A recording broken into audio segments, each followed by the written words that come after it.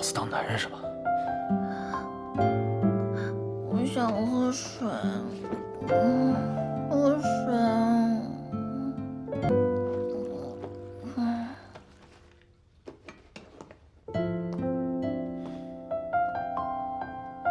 我上辈子欠你的。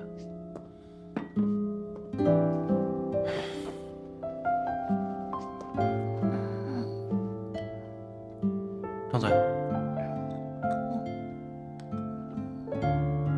再喝一口，啊！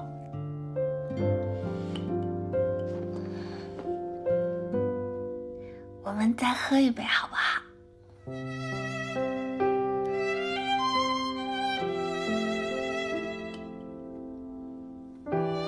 你喝多了，你先看清楚我是谁。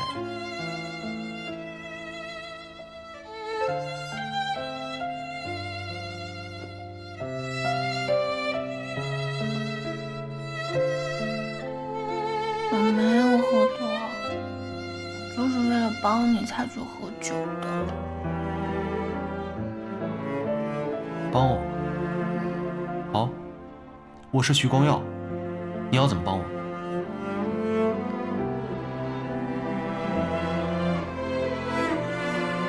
你是徐光耀？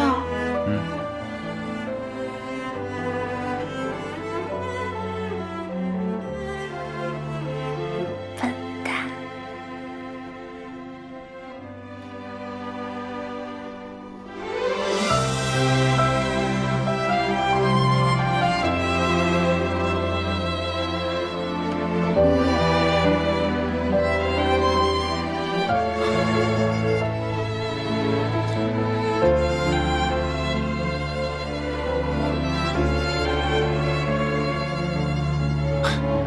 原来你就是这么帮徐光耀的，我到底哪一点比不上他？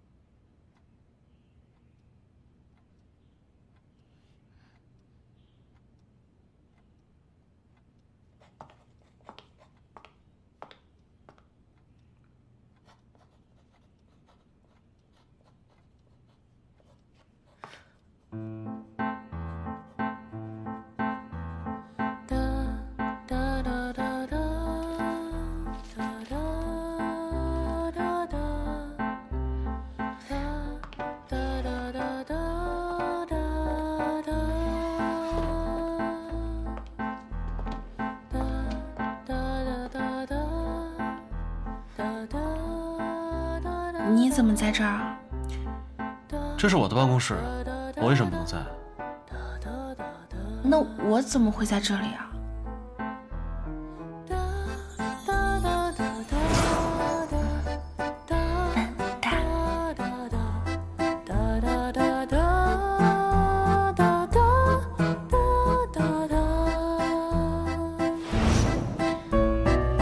我昨天晚上喝多了，我没说什么不该说的话吧？你没说什么不该说的话，但你是不是觉得你应该睡在徐光耀的办公室里？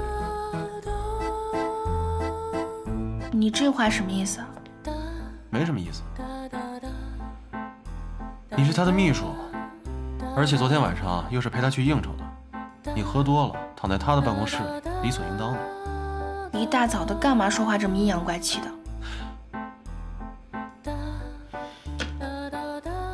那是因为我好心照顾某个喝醉的人，一晚都没睡。我喝多了，昨天的事情我都不记得了。我有没有惹什么麻烦啊？如果有的话，我向你道歉。我是徐光耀，你要怎么帮我？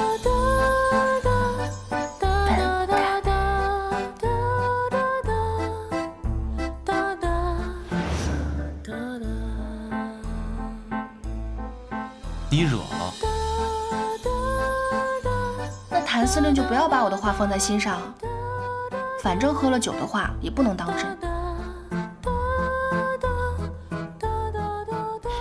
不是真心话。你听没听过一句话，叫酒后吐真言？更何况你昨天晚上喝的是酒吗？啊？你啊什么啊？要不是因为我们只是合作伙伴的关系，我才懒得管你呢。对啊，我们就是合作伙伴啊，还彼此不信任的那种。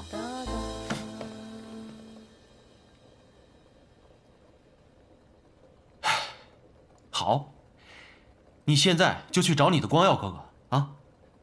要是让别人看见你昨天晚上在我这儿过夜，不是什么光彩的事。老子还没娶媳妇呢，别连累老子清白，赶紧走。走就走，你还别连累我。等会儿，请你把徐光耀叫到我这儿来，谢谢。不客气。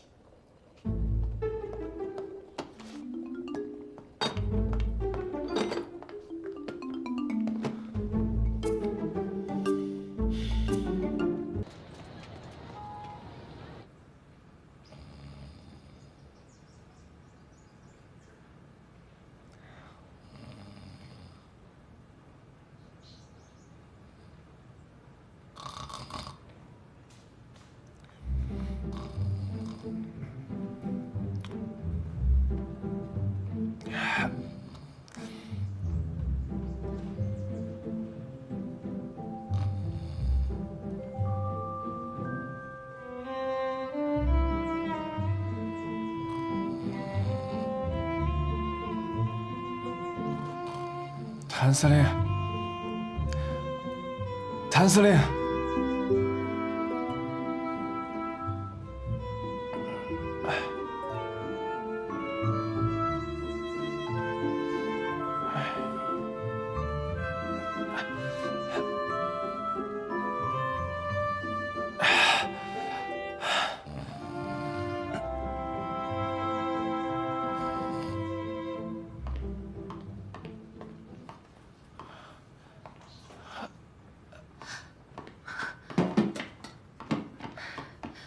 吵什么吵啊？不知道这是医院吗？啊！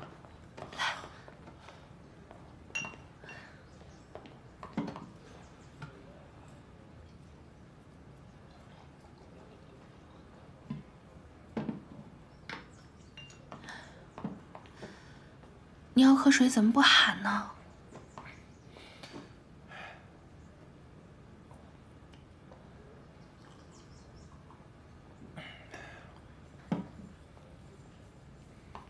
怎么不喊谭司令啊？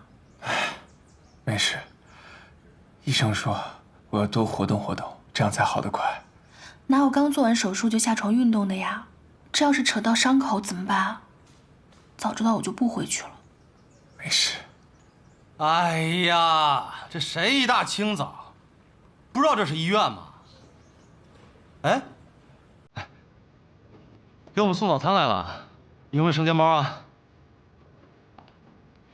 你怎么就知道惦记吃啊？刚刚光耀哥要喝水，你也不去扶他一下？那要是伤口扯开了怎么办？你谭大司令就是这么照顾人的？徐光耀，这就是你做的不对了啊！你要喝水，你告诉我，你不说我怎么知道你要喝水呀？你这又不像我和婉清小姐这么心有灵犀。谁和你心有灵犀啊？怎么了？我说的不对吗？在码头的时候那么多仓库，我一下子就找出你来了，这还不是心有灵犀？就你胡说！生煎包，你看，这就是心有灵犀吗？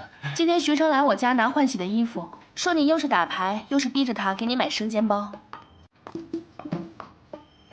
许光耀，许光耀，你这副官怎么回事啊？啊，我不就让他跑个腿吗？打什么小报告？多大人了？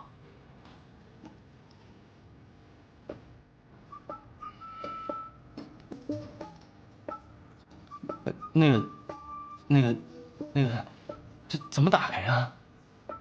爱吃不吃。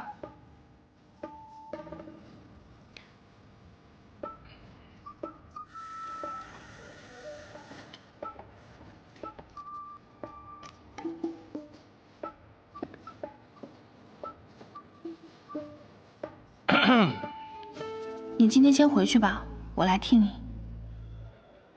我回去干嘛？留你跟徐光耀在这儿花前月下啊？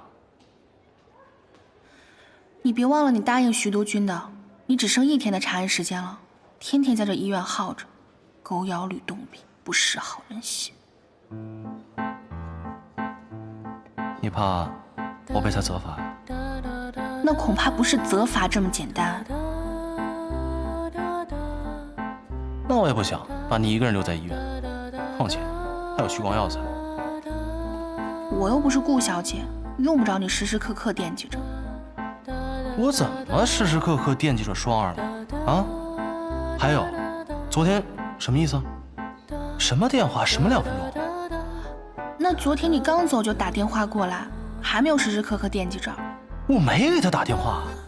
可是护士就是说是谭司令找顾小姐啊，难道护士还会说谎？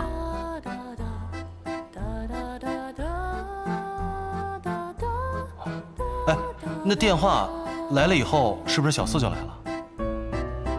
是啊。他那是刺探情报，他要见裴少军。哦。哦。赶紧走。哦。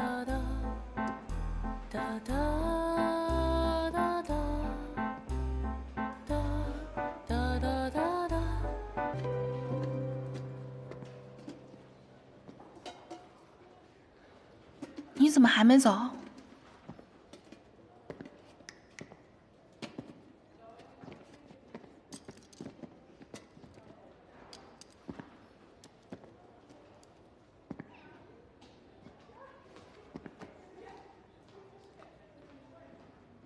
唯一的证人，崔杰死了。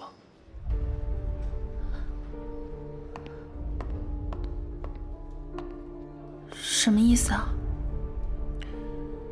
有人想杀他，顺便把罪名扣在他头上，都怪老傅他们一时大意，把他和嫌疑犯关在一起，嫌疑犯灭口。嫌疑犯？所以你知道真凶是谁？是，你猜的没错，是一个当铺老板，是保利典当行的闵大成。闵大成，他绑架我干嘛？你知道，你和费安顿喝酒那天，你是怎么醉倒的吗？我那天喝了一杯茅台，突然就觉得头很晕。对，就是他下的药。他还给我下了药。你知道你是怎么出来的吗？不是你把我从包厢接走的吗？是，但是是从费安顿的长包房里出来的。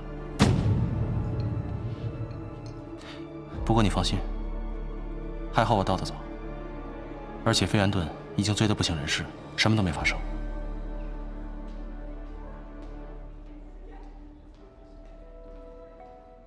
夫人，保利典当行打来电话，说是给您拿错了婉清小姐的票据，他们明天上门来换。婉清啊，你去修首饰了呀？老爷，婉婷肚子疼。怎么会疼这么厉害？没事吧？我也拿不准，要不你去看看。婉清，你先去。那个车在外面，让司机先送你啊。倒车。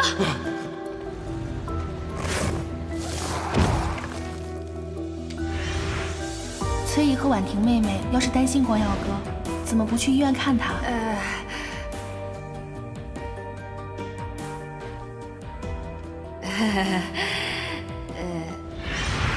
原来是这样。你想到什么了？是崔莲凤，这一切都是他安排好的。可是闵大成为什么会帮崔莲凤做这么铤而走险的事？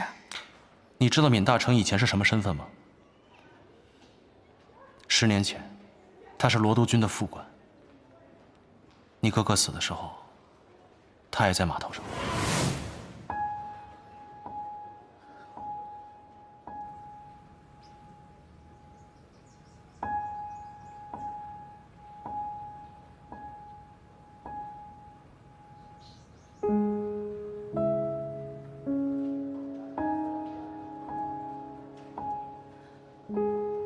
我有一个想法。我知道你在想什么，我也一样。我以为崔莲凤只是逼走我母亲，我从来都没有想过她和我哥哥的死有关。如果这一切都是她安排好的，那我岂不是和杀我哥哥的凶手在同一个屋檐下？他逼走我母亲就算了，现在还3番5次的来害我，我到底欠了他什么？我当时还想，如果拿回了母亲的嫁妆，我从此和他井水不犯河水。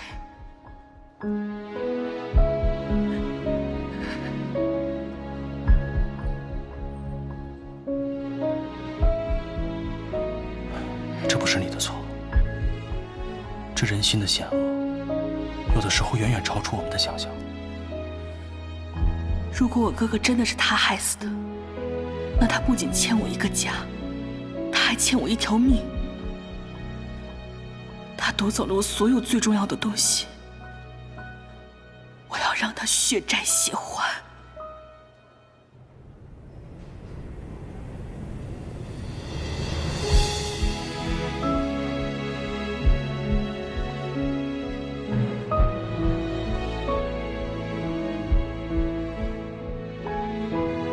你放心，他们一个都逃不了。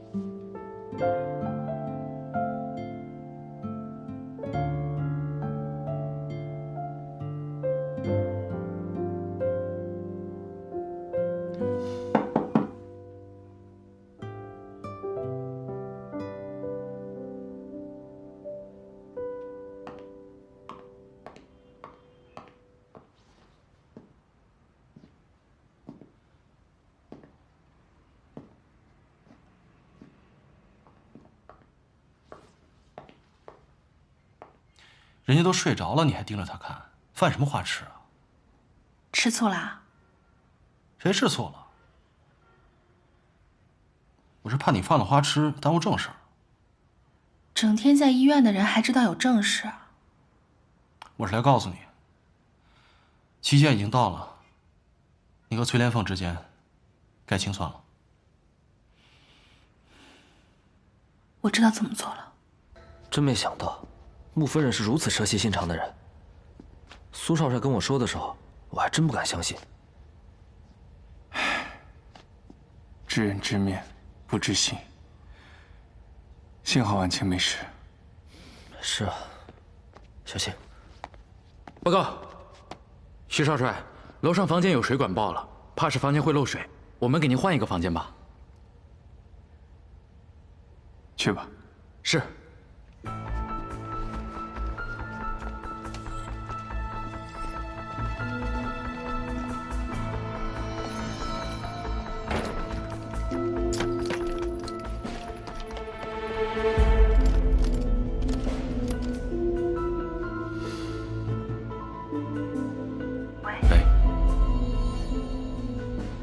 闵大成这边已经脱离了危险。你那边怎么样？爸爸还是顾念情分，只把崔莲凤和穆婉婷送去了城郊别院。那我们就推他一把，帮他下这个决定。好。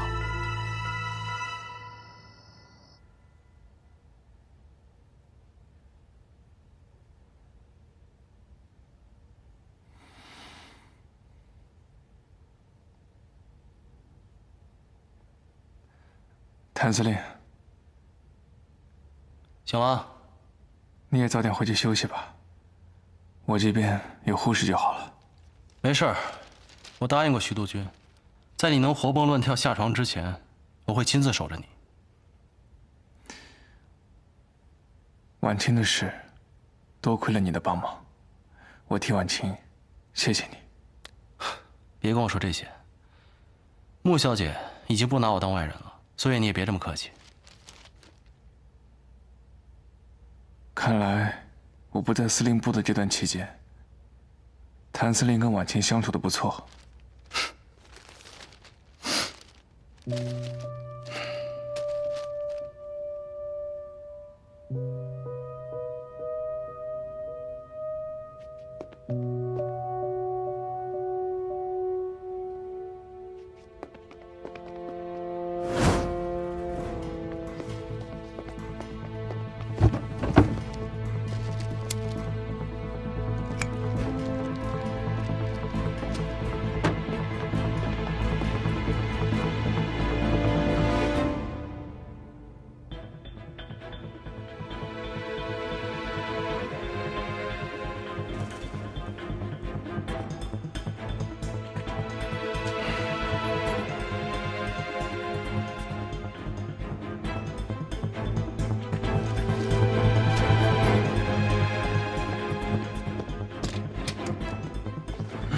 司令，怎么回事？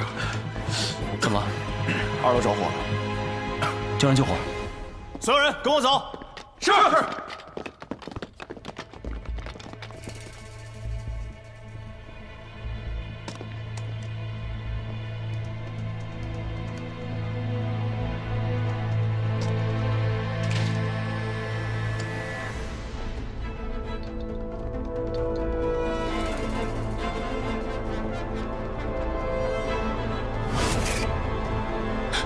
糟了，中计了！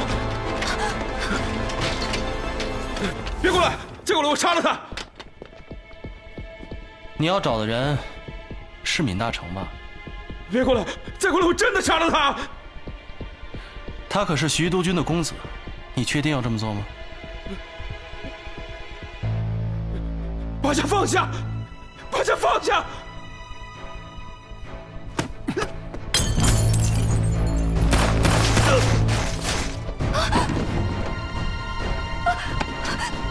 别动，跟我走。哎，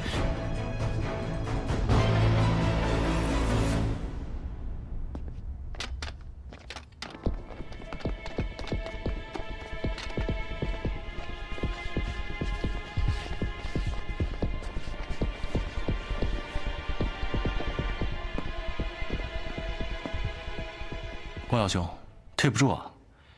这些人啊是来杀闵大成的，我真的不知道他们为什么阴差阳错的来到你这儿。这难道不是谭司令算计好的吗？光耀兄，我真不是故意的，我实在想不到整个医院哪儿还有比你的病房更安全的地方。不过为了保证安全，我不仅亲自驻守，这门口啊还有重兵把守。要不是你的重兵把守，刺客还不见得会弄错人呢。幸好你没事。少帅，少帅，少帅，你没事吧？没事。光耀兄，既然有人照顾你，我就先去处理刺客的事了。告辞。走。少帅，我们还是回越城养病吧。这里戒备再怎么森严，也比不过督军府。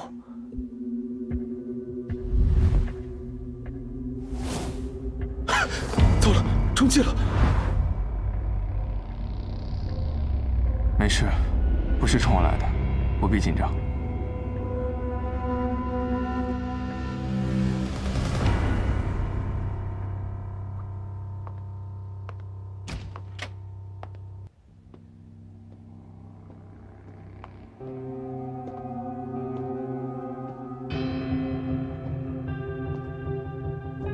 他怎么样？猜的没错，果然有人想杀他，好在是有惊无险。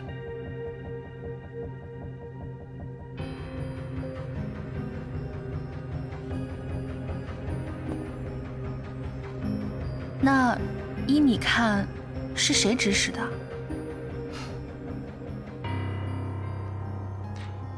刺客一死一伤，受伤的那个已经招供了，是崔莲凤指使的。果然是崔莲凤啊！当年他强暴了崔莲凤，害得崔莲凤小产，他以为这个孩子是他的，其实根本就不是。崔莲凤早就恨他，只是在利用他。那孩子不是他的。这时间对不上，那孩子是我爸爸的。我现在啊，倒是有点可怜他了。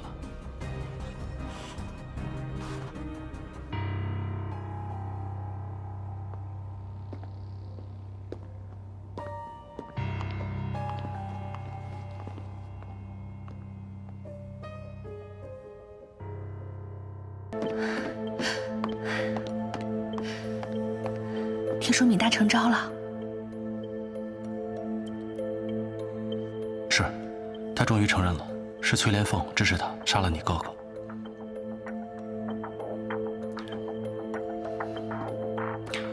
徐伯君已经答应了重新开庭，我就一直觉得不对劲儿。单凭一个流产的孩子，他怎么会对崔莲凤死心塌地的？但这照片上的孩子是谁呀？什么照片？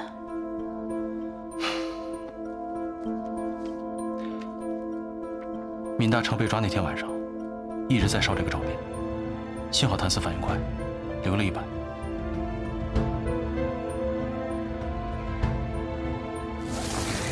啊，谭司令的名字啊，婉清，你让谭司令帮你付的款。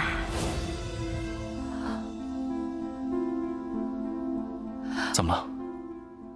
我认得这个镯子，崔莲凤有一个一模一样的。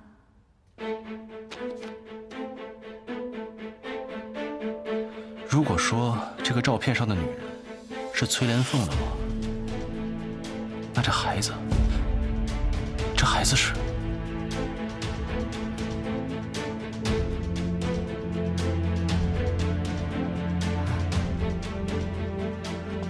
我想起来了，当年我外祖父去世不久，妈妈身体不好，崔莲凤作为陪嫁丫鬟就主动要求去帮着守孝。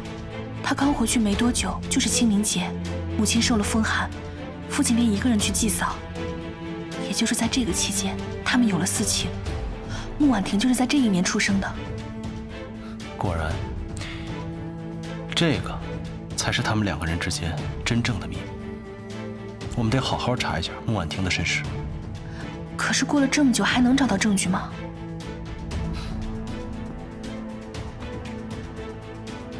放心，如果真的是谎言，那一定会被揭穿。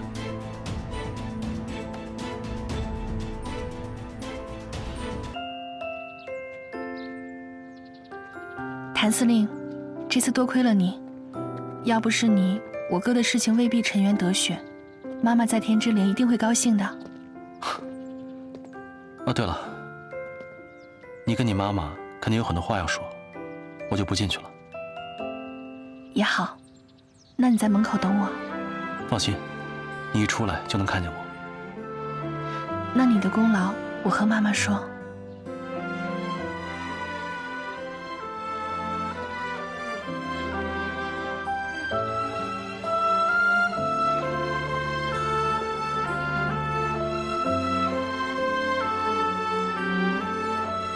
萧夫人，请您给我时间，我一定会让真相大白于天下。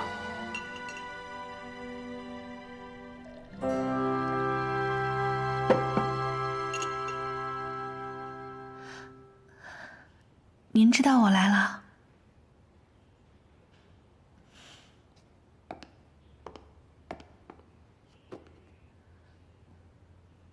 妈，您在那边还好吗？是不是见到哥哥了？我有个好消息要告诉你，崔莲凤还有当年害死哥哥的人，都被我们抓住了。一定是你们在上面保佑我，让我遇到了谭司令，让我在10年后知道了真相，让这些恶人都绳之以法。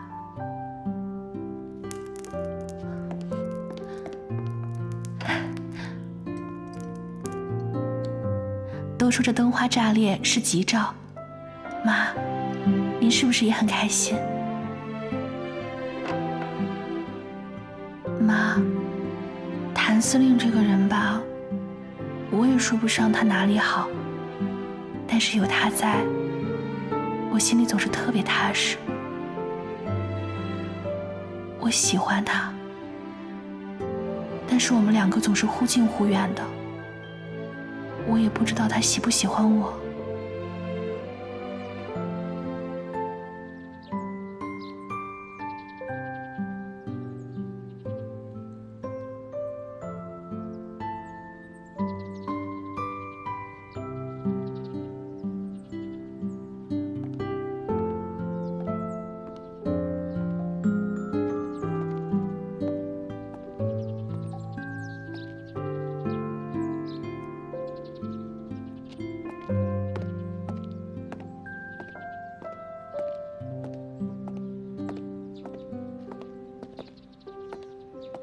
还好吗？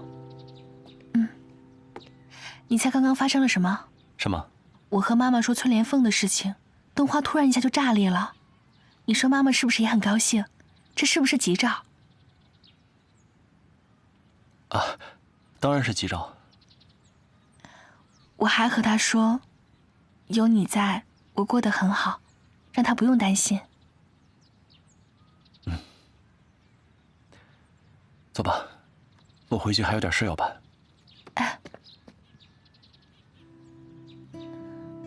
你都帮了我这么大忙了，我晚上请你吃饭吧。啊？6点，七宝老街生煎店，不见不散。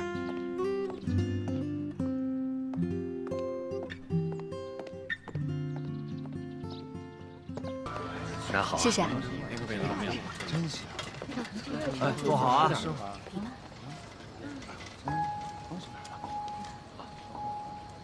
等我一下啊，我去买包烟。老板，给我1壶酒。好嘞。谢谢。来，慢用啊。老板，再来1份生煎。好，稍等。先过去了啊。吃过了，老板，下次吧。好。看你这个不行啊。来这个。看来他是不会来了。老傅，看好他，不能让任何人靠近，更不能让人知道。好，知道。司令，这都快7点了，您忘了穆小姐还约了您一块吃饭呢。快走！好。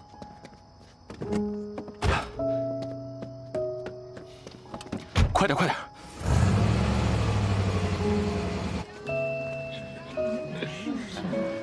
有了，是吗？啊。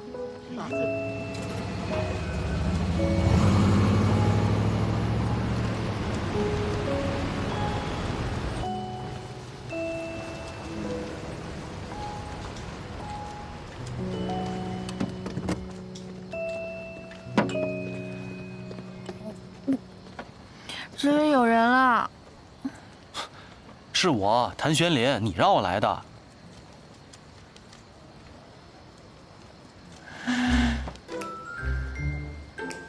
真的是你啊！我还以为你不来了。怎么会？你怎么喝这么多酒？因为我今天高兴啊！如果不是你，我妈妈和哥哥的仇都不知道什么时候才能报。谢谢你。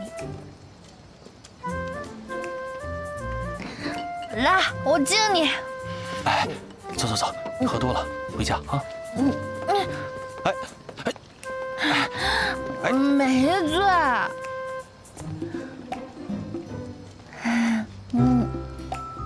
你知道我为什么带你来这儿吃饭吗？为什么？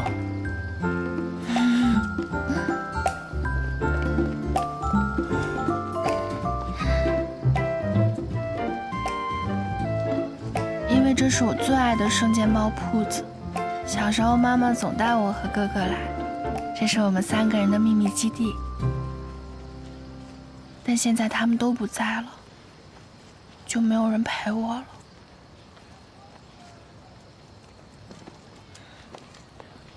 别多想，没关系，以后有我在，我陪你。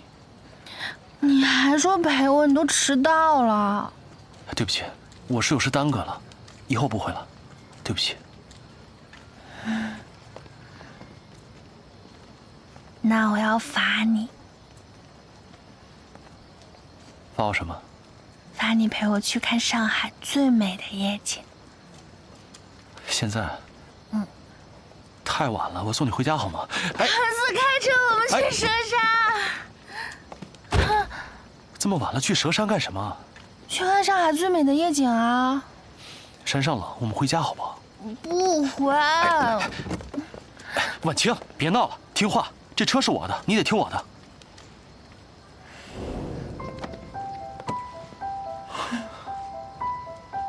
车是你的，但你是我的。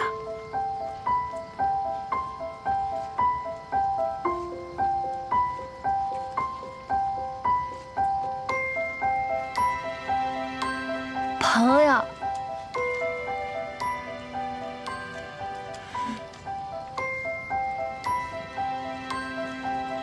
所以你必须得陪我去。什么朋友？我才不想当你朋友。那我自己走着去。哎，婉清。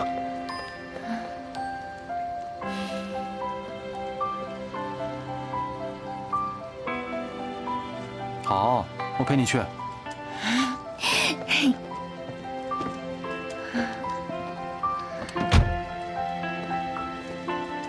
谭四，开车。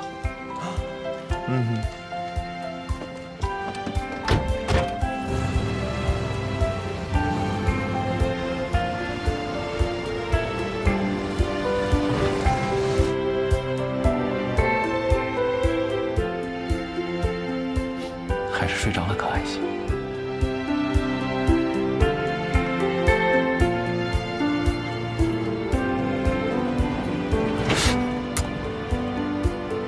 开稳点儿，会不会开车？司令，这路坑坑洼洼，那又不是我的问题。你要实在觉得怕婉清小姐磕着碰着，那你最好还是让她自己靠在椅背上。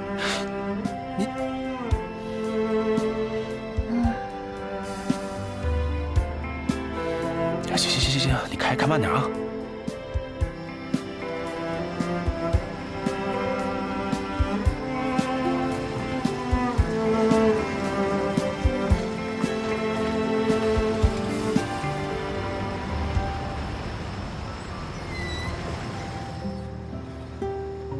哇，司令，嘘。哦。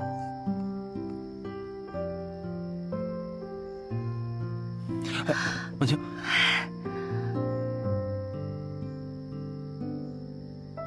哎，婉清。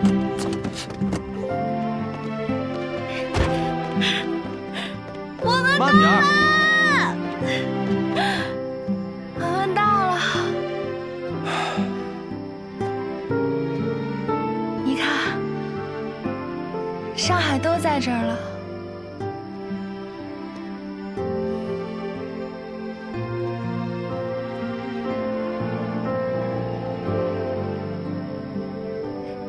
那是海关大楼，那是汇丰银行工部区，还有外白渡桥。哎，外白渡桥。哎，你小心点，别摔下去。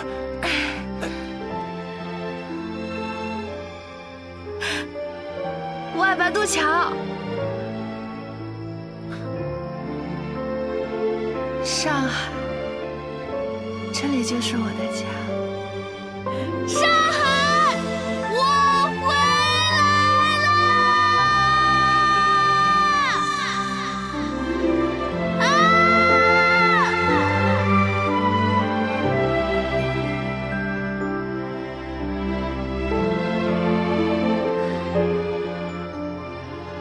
妈妈，哥哥。我回来了。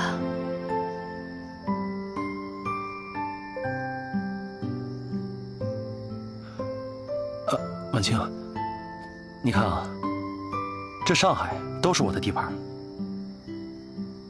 我向你保证，只要有我在，你一定会平平安安的。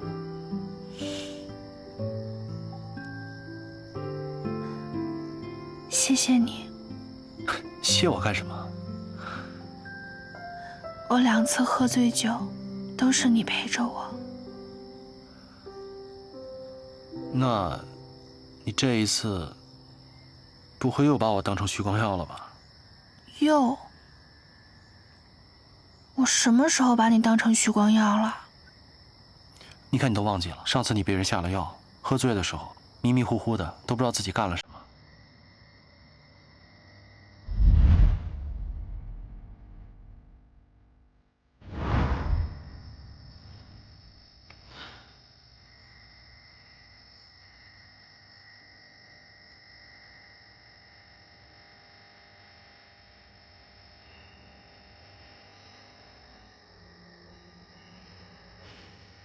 是像这样吗？你上次也是这样子，都傻了。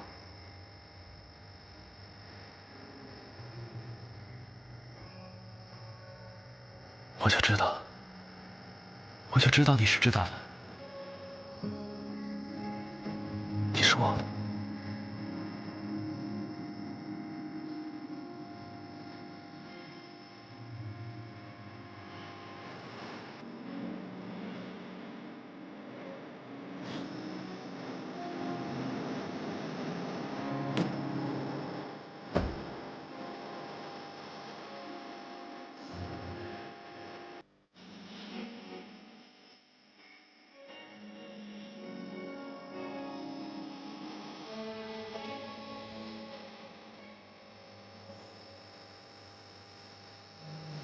I don't ever slow up, no I don't take shit. I got no love for the fakeness. If you wanna play tough and wanna hate this, I'll always show up. I don't ever slow up, no I don't take shit.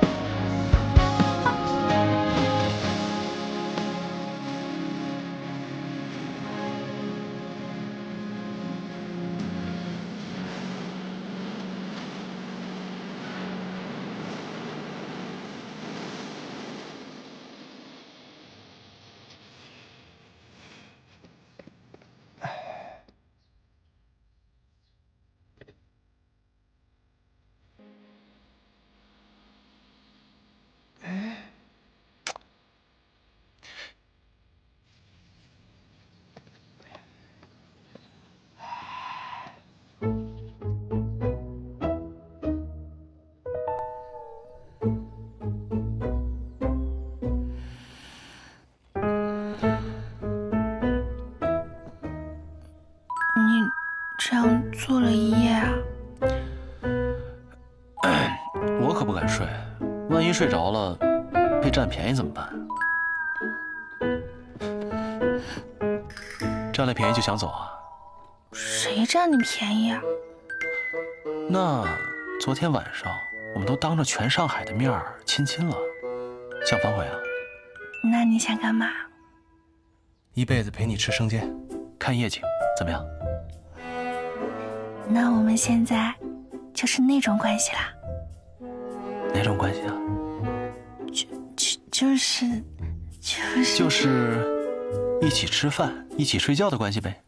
谁要和你一起睡觉？怎么，亲都亲了，不想承认吗？嗯？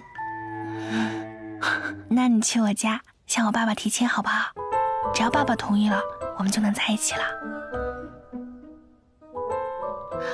你放心，我一定会让爸爸同意的。婉清，我现在还不能去你家提亲。为什么？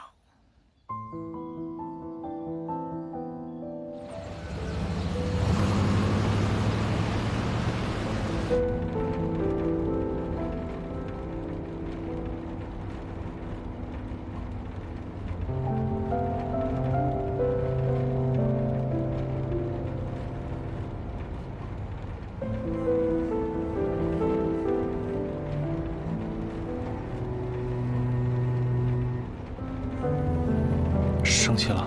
没有啊。没生气怎么不说话？我不想自作多情。谁说你自作多情了？我一个女孩子，舔着脸让你去我家求亲，你说你不去，去不了，还不告诉我为什么？那就算是合作伙伴，也应该坦诚相待啊。是，我能告诉你的时候，我一定会告诉你的。你再给我一点时间好吗？停车！哎，婉清，婉清，婉清，你先上车吧，你穿高跟鞋呢。你别管我。哎，你听我解释。那你解释一下，什么叫做该告诉我的时候？连我你都不能坦诚相待吗？我们现在已经是这种关系了。不是这个意思。那你什么意思？这个世界上还有你能相信的人吗？如果连我你都不相信，你还相信谁？哎，婉清，放开！婉清，你听我说。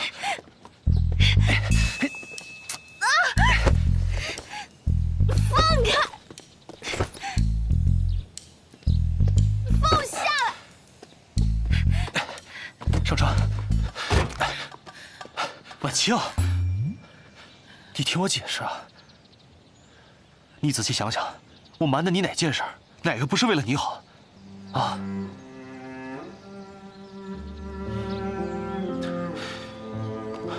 你想想，我让穆婉婷去当徐光耀的秘书，我事先也瞒着你了，但最后呢？最后赢家不还是你吗？我承认，我对你来说不是透明的，只是我不告诉你是有我的原因。我希望你能相信我，信任我。真正的信任，不是束缚对方，而是毫无猜忌。即便在你看不到的地方，你也依然愿意相信。我现在还有很重要的事情没有处理完，所以暂时不宜去提亲。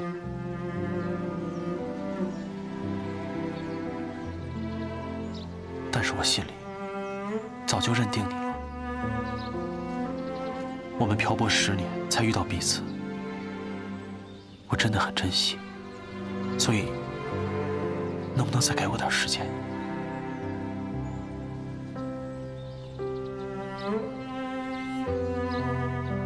我能等。谢谢你。等事情有了结果，我会告诉你的。但是在此之前，你不能把我们的关系告诉任何人，好吗？好，我信你。但是，既然你还有事情要办，那你昨天晚上干嘛那么着急啊？是谁先着急的呀？我喝多了呀，而且我也没有经验。那我也没经验啊。我才不信！我也就是说说，不然也不能2次被你占便宜。我什么时候占你便宜了？嗯。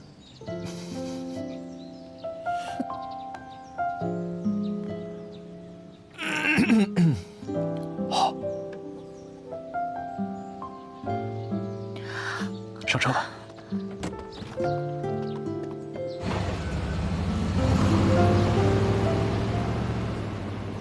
司令，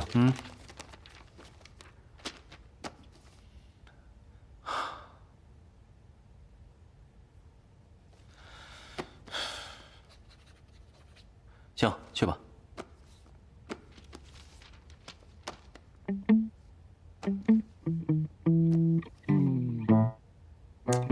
什么眼神？有屁放！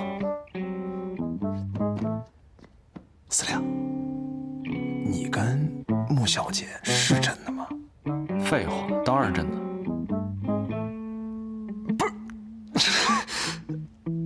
你俩不是一见面就掐吗？你俩什么时候搞上的？啊不，好上的。我告诉你啊，这件事儿你不能对任何人说，否则你坏了我的大事。放心，我明白，你这是金屋藏娇，地下情，见不得人的。你放心，我绝对一个字都不说。你嘴里吐不出象牙来，滚蛋！喂？什么？好，马上去，配车。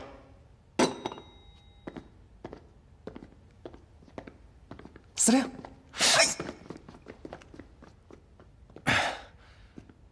你怎么来了？你不是应该在医院给徐光耀办手续吗？光耀哥上午要输液，我下午去就好了。哦。本来昨天要请你吃饭，又没有请成，要不我今天补请你啊？昨天虽然没有吃晚饭，但是夜宵我吃了呀。我们昨天没吃夜宵啊。你再想想。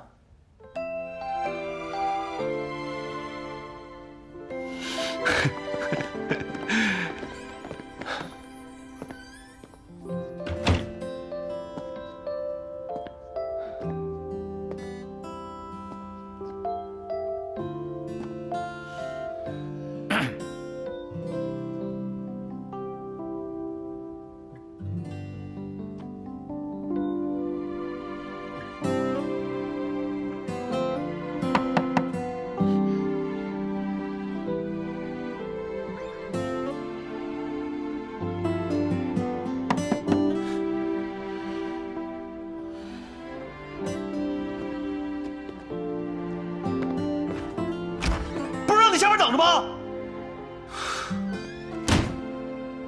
哎，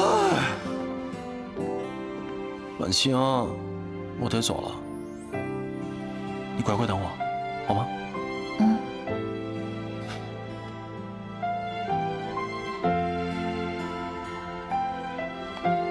走了，等我。走了。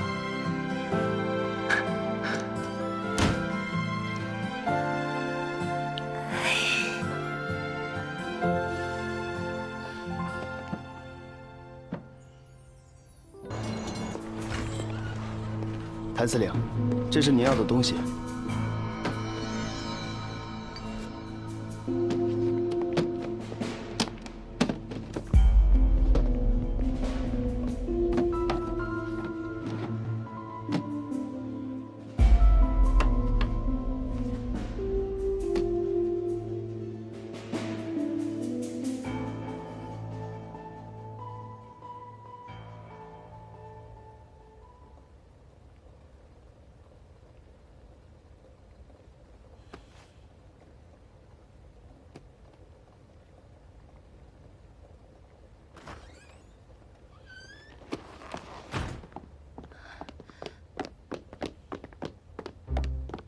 哎，婉清，你怎么这么晚还不回去啊？你下午干嘛去了？我，哎，怎么了？我下午看到穆婉婷在你车上。哦。你之前说有重要的事情，所以不能跟我提亲，不会是跟她有关吧？嗯。你不会是想金屋藏娇吧？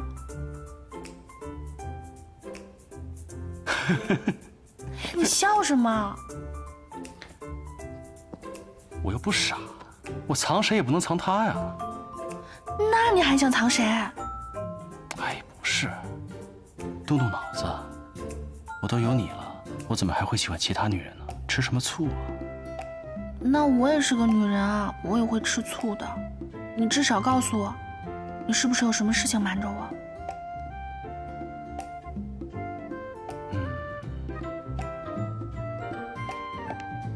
不会是出什么事了吧？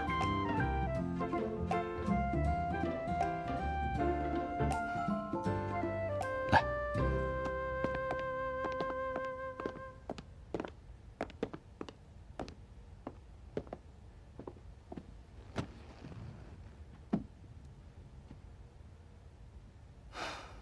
本来想等事情更有把握，我再告诉你。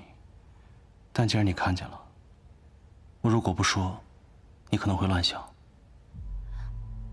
到底怎么了？害死你哥哥的凶手另有其人。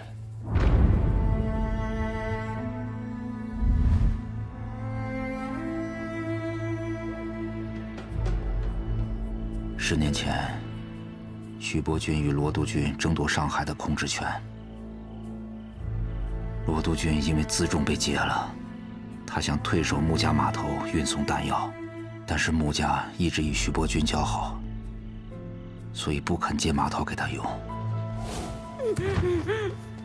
军情紧急，罗督军便派人假冒绑匪，绑架了穆远航，并将他关在了码头的仓库里。罗督军以解救穆少爷为由，派兵占领了码头。当时穆志远在外地运货，萧夫人也是救子心切，所以便答应了他，让他用穆家的码头来运弹药。包围整个码头！也就在那个时候，崔连凤来找了我。他说肚子里怀了我的骨肉，说只要我能够帮着把穆少爷灭口了，那穆婉婷就可以回到穆家。如果将来他生下来的是男孩子的话，变成了穆家财产的唯一继承人。我当时虽然答应了他，可我心里真的很犹豫。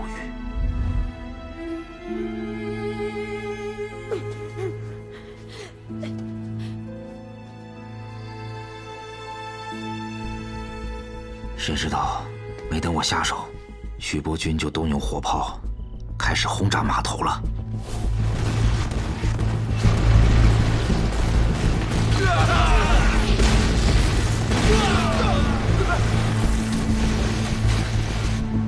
然后把穆少爷藏身的那个码头给轰平了。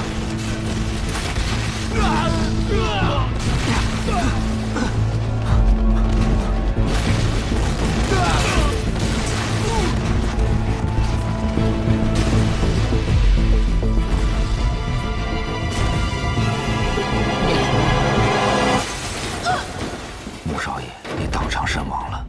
徐伯钧的副官徐远来找我，他说罗督军经此一战，已经失去了势力。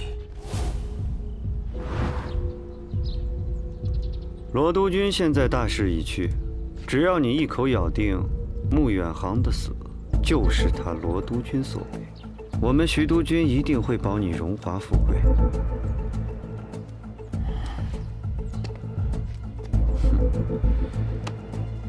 你可得想清楚了。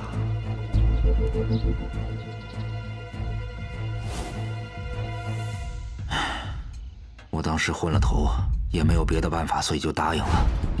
在徐伯钧的授意下，我趁乱进入了已经被炸毁的仓库，找到了穆远航的尸首，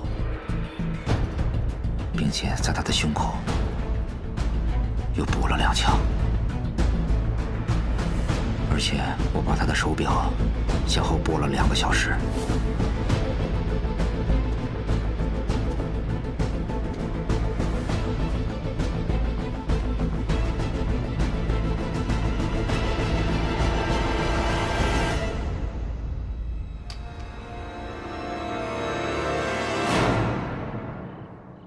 罗督军战败退兵，徐伯钧终于占领了上海，双方因为穆少爷的死而纠缠不清，对簿公堂。穆少爷尸体被炸得已经是面目全非了，而且当时没有什么目击证人，案子一度陷入了僵局。后来京市警察厅在穆少爷的身上发现了2处弹孔，法医鉴定死亡的时间是下午1点钟，而穆少爷的手表却是因为轰炸停在了下午3点钟。警察厅因此判断，轰炸是穆少爷死亡后2小时以后发生的。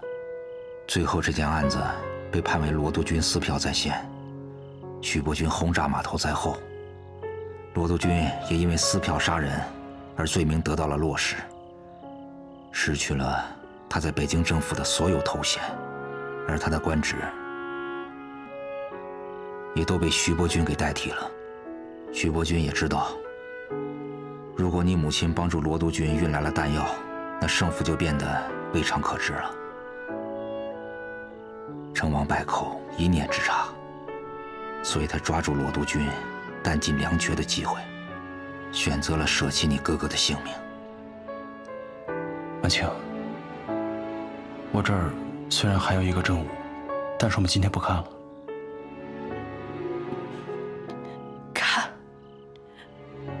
我哥哥的证我都要看。这10年来，他手上一直沾着我哥哥的血。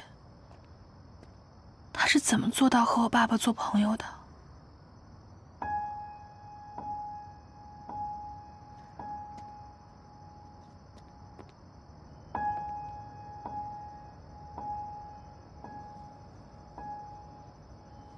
婉清，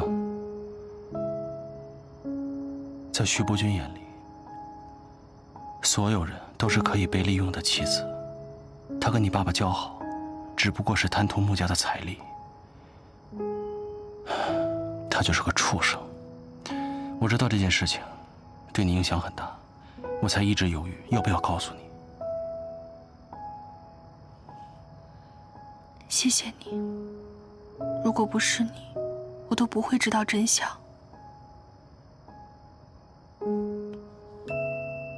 傻瓜，我不仅要让你知道真相，我还会替你讨回公道。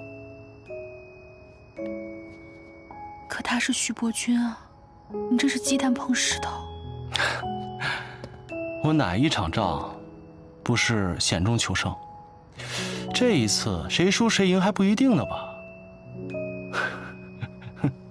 可如果你真的这么有把握，你为什么不告诉他我们的关系？我是怕徐伯君起疑心。你更怕万一敌不过徐伯君，会牵连到我，会牵连到穆家。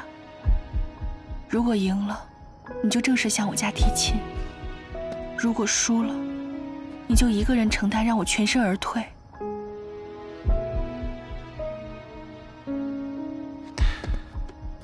婉清，我和他之间终有一战，所以即便没有你哥哥的事情，我们都不可能维持下去的。所以不管我反与不反，他早晚都会对我下手的。所以你说的一辈子，是赢了才有一辈子，输了就没有了，对吗？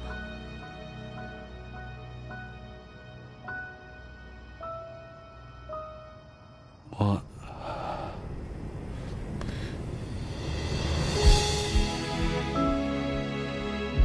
如果这输赢要拿你的命去换，我宁愿不要。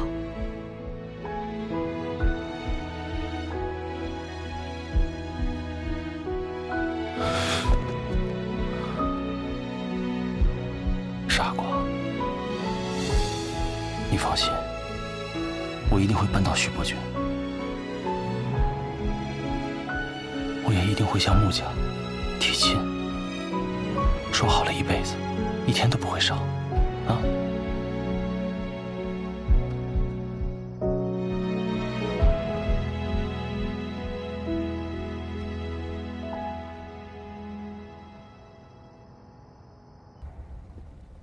司令，我看您把山下先生气得够呛。哼，我这是给他留着面子呢。这要是闹得太大，不太好收场，不然我今天能给他气死在这儿。要说气人的功夫，那您是1等1的。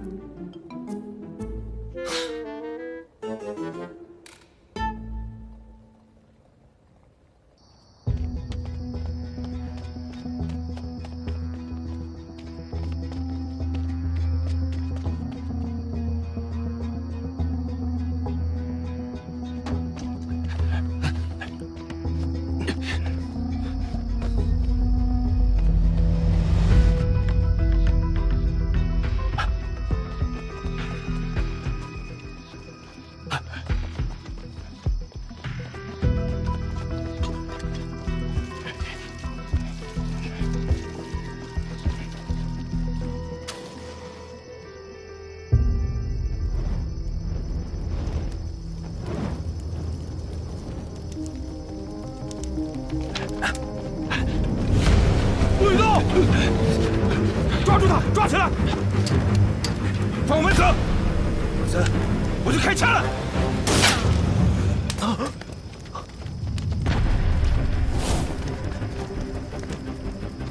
全都绑起来！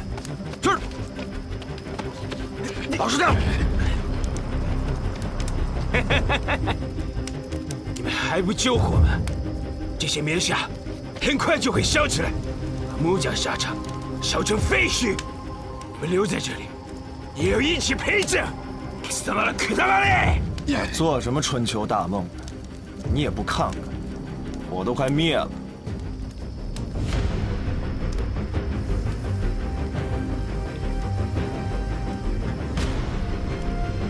我有骨头的，烈烈！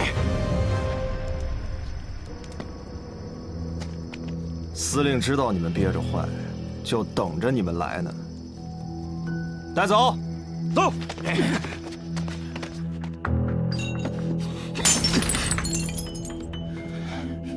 太玄林，看着，一马都西，莫修卡，一个小小的上海司令，竟然敢这么嚣张，自然有人会治他的。哎，再上去来！上夜奇才，一定要给记录好。长得漂亮，又厉害，真是没想到。上夜奇才啊！是啊，就是啊，釜底抽薪，重创日本商会。对，干得漂亮！干得好啊！穆公早，穆公，今早例会，各位老板来的早安。穆公，报纸我们都看了，令爱可真是生业奇才呀！啊，他将工人都招揽到咱们穆家工厂，使得日纱厂不得不停工。哎呀，这招真是太妙了！是啊，当初日本人把棉纱运到上海，低价竞争，而穆家没有惊慌，依然有序生产。现在日本棉纱缺货，我们又有库存，迅速占领市场。看来令爱是早有谋划呀，厉害，厉害！当然，还有穆先生坐镇啊。难道我还能和自己的孩子抢功不成？孩子大了，能替我分忧，我高兴还来不及呢。哎呀，我好不羁呀！好女儿啊！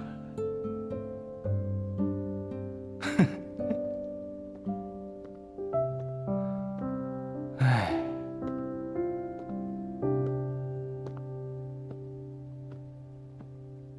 司令，您这是又让穆小姐出了一回大风头，连洋人的报纸都夸她是商业奇才呢。那是，也不看看她背后的男人是谁。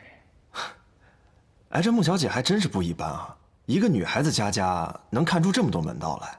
哼，这女孩子毕竟是女孩子，跟我比可能还差点，但是她有一点不得不说，她选男人的眼光真的厉害。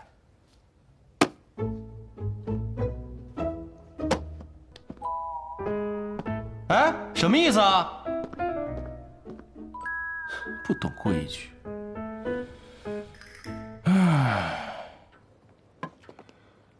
安强，这次和日本商会的较量，多亏了你的主意，穆家才没有被击垮。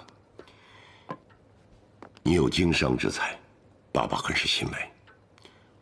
我们穆家后继有人了，爸爸想让你独挑大梁，历练历练。爸，您的意思是？我想逐步把穆家的生意交给你管理，等时机成熟了，再全部交给你。那您呢？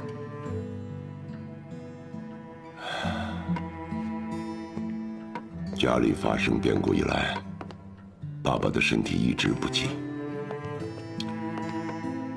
整夜都不能入睡。我想到法源寺去吃斋念佛，调养一下身体，也让自己的心情平静平静。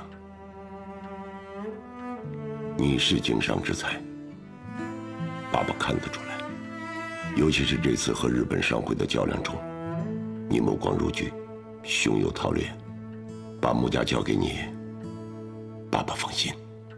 爸，我一定不会让您失望的。我会守好我们穆家的产业。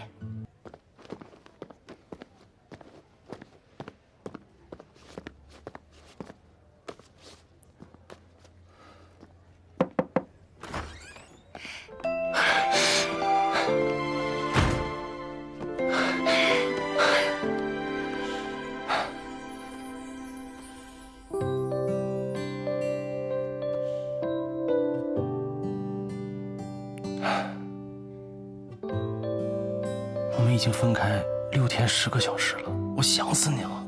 哪有那么久？而且我还给你打了电话。那不行，打电话又听得见摸不到的，还不如不打。那这是你说的哦，我以后就不给你打电话了。反正我每天都很忙，根本就管不到你。别，我不是那个意思，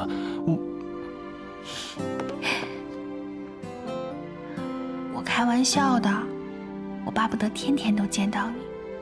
但是就像你说的呀，我们现在在紧要关头，为了扳倒徐伯君，我们必须要忍耐。是啊，我真希望这一天能赶紧到来，这样我就可以光明正大的把你娶进门，不用这么偷偷摸摸的了。你今天为什么会来这里见我啊？哦，我是要去工部局，你们华商总会离这儿也不远，而且这里是租界，所以徐伯君的眼线根本进不来。去工部局？民团出什么事了？啊，没有，我去找费安顿，让他给我介绍几个西药厂商，去买点西药。买西药？你明明知道我爸爸就是卖西药的，为什么不找我？没有，就是看你最近太忙了，不想麻烦你。你麻烦我不是应该的吗？是。你是不是有什么事情瞒着我？没有啊，没有。那你告诉我你要买什么药？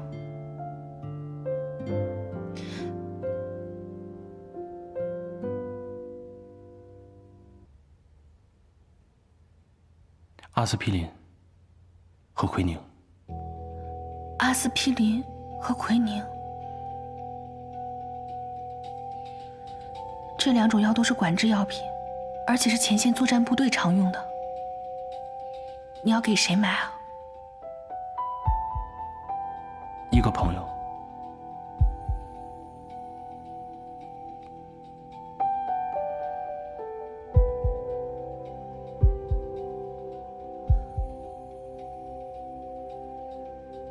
南边的朋友。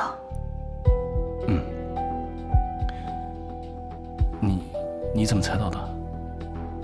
奎宁治疟疾，而疟疾是天气热的地方才有的传染病。婉清，我不瞒你了，我卖这些药品是为了给我一个故人的。他虽然在为南边做事，但他曾有恩于我，我必须报答他。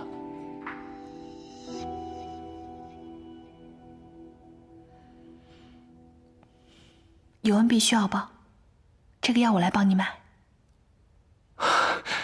好。好了，那公司还有很多事情，我就先走了。哎，别啊，这么快就走了？我还没报够呢。我们刚才不是才报过吗？你现在又不在司令部上班，我又见不到你，你也不管我。那我怎么样才算管你呢？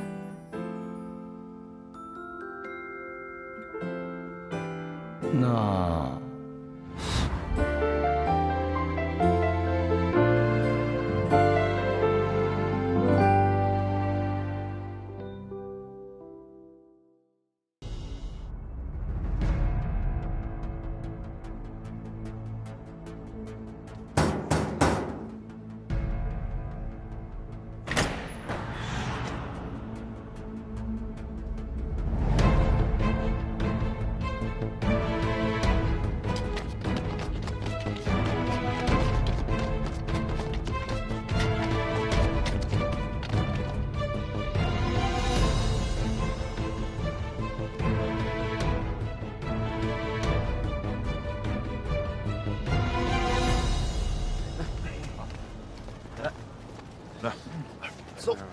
老夫，帮我谢谢谭司令。司令让我代他谢谢您，说您帮了他的大忙。快点啊！仕途凶险，还望谭司令多多珍重，帮我转告他，无论他的身份如何变化，我永远是他的朋友。让一下，我代司令谢谢您。慢点。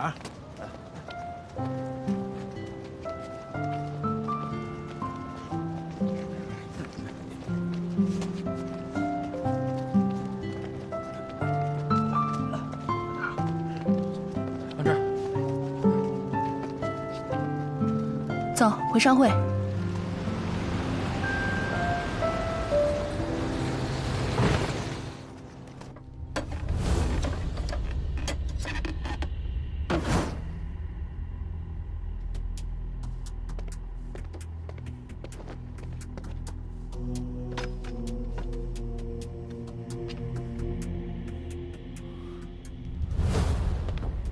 少帅，不是药品，是枪。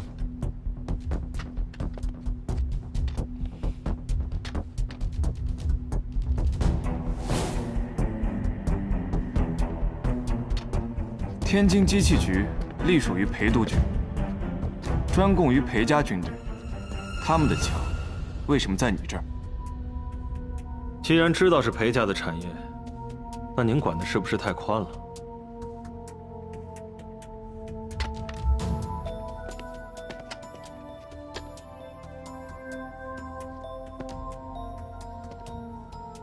你是裴家的人，是裴督军让你们走私军火的。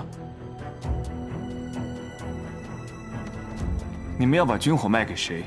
如果是卖给革命军，那就是通敌。少帅，钱包都搜遍了，没有任何身份证明文件，只有几张月票和沪票零钱。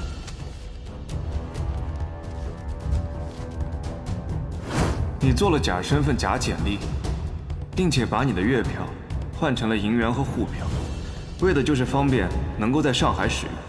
但是，你还留了一点月票的原因，是因为等事情结束之后，坐火车回广州，到时候你会需要月票零钱坐黄包车，银元找不开，沪票也用不到。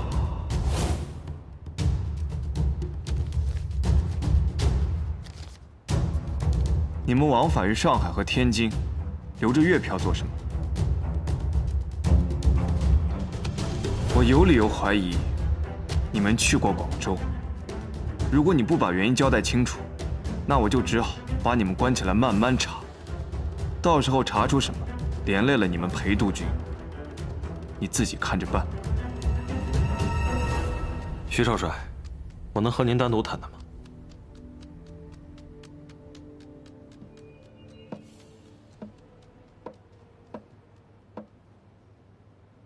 你是说，这批货是谭司令跟你订的？是。谭司令说，督军府的军饷总是不能足额交付，导致民团的士兵尚不能做到人人有枪，所以私底下在我们这边订购了一批枪支。这么说，你是天津机器局的人？没错。徐少帅，您和我们裴少帅也是至交好友，应该知道徐督军私扣军饷之事。裴督军为了弥补缺口，才责成我们机械局贩卖军火。如今各地政府开支巨大，我们暗中交易也是为了避开高额税费。但是我们只与各个督军府管辖的军队做生意，从来没有接触过革命军。既然如此，为何你们身上背着月票？人在河边走，哪有不湿鞋？贩卖军火的生意，毕竟不是光明正大的。我们身上带着月票，即使被抓，也不会想到机器局头上。你为何要告诉我这些？徐督军与裴督军现在共同掌权，您与裴少帅又是好友，我给您说明缘由，是省得大水冲了龙王庙，引起不必要的误会。那身上带月票，是你想的？小的哪有这等心思，是督军府嘱咐的。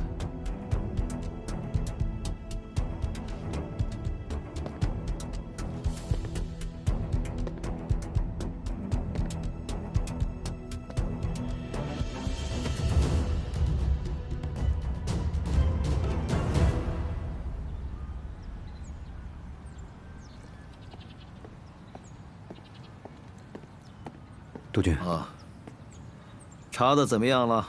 少帅说，谭玄林私自向天津机器局购买了枪支，因为涉及到裴家军火，所以少帅把事情压下来了。谭玄林现在买枪，肯定是声东击西，他是在混淆视线，属下继续派人盯着，我就不相信他露不出狐狸尾巴来。还有啊，抓紧时间筹备老宅的落成仪式。光耀和穆家的婚事要赶紧定下来。是。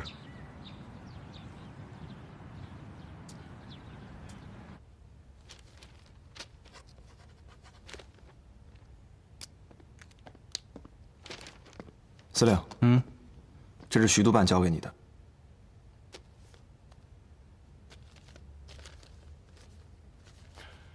他有说别的吗？什么都没说，就说请您去参加徐家老宅的落成仪式。哎，那个廖先生安全离开了吗？放心，穆小姐亲自安排的。司令，您这么故意的去买走私军火，掩护那批药品，您就不怕引火烧身啊？我就是要烧这把火。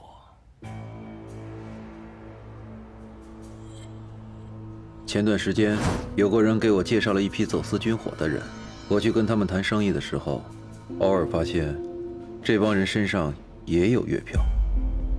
后来跟其中的一个人混熟了，他告诉我，现在啊，各督军府谈革命党色变，万一走私被抓，就直接推到革命党头上。我问他是怎么想出这个办法的，他跟我说，2个月前有人试过，所以他们的老板才让大伙效仿。我算了一下时间，2个月前正是庆功宴徐光耀被刺的时候。这伙人什么来路？我侧面打听了一下，这帮人呢，跟天津机器局有关，而且从这帮人的行事作风来看，颇有军人的作风，所以我判断，这一定跟裴勋有关。裴勋，如果是他派刺客刺杀徐光耀的话，那可就有意思了。这个徐光耀是个真君子，只可惜生错了时代，这世道配不上他。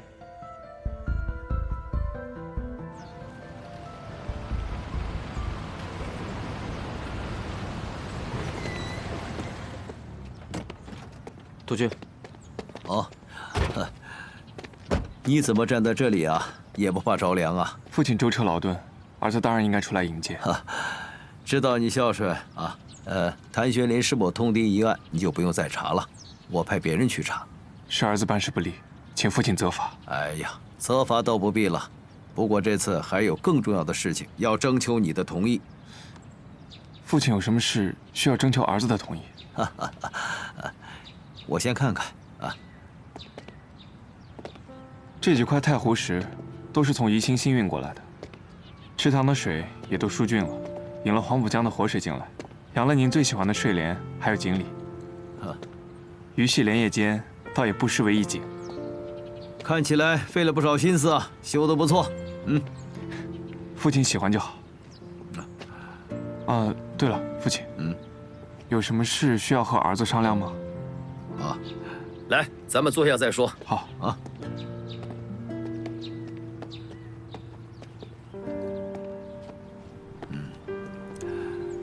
儿子，你年纪不小了，我们徐家人丁不旺，只有你这一个单根独苗，是时候考虑你的婚姻大事了。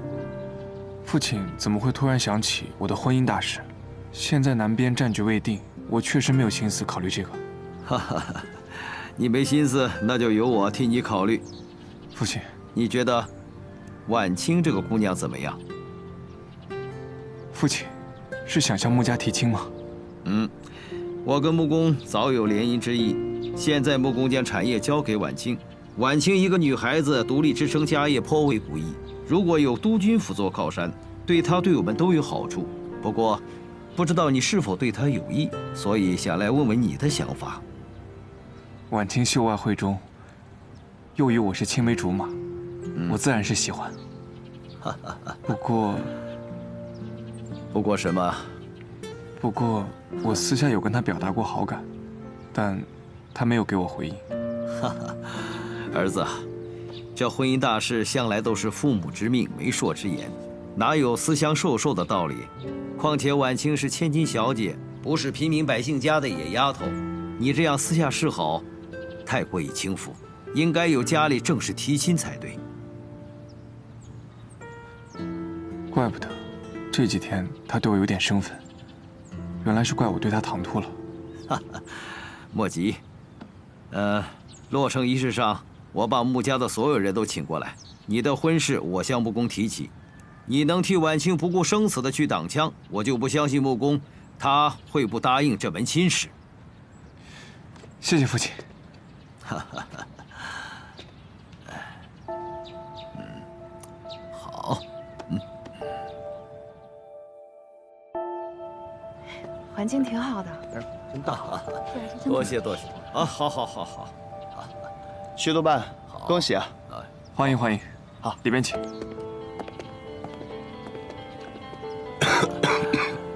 穆公，听说近日身体不适，在法源寺吃斋念佛，不知身体好些了吗？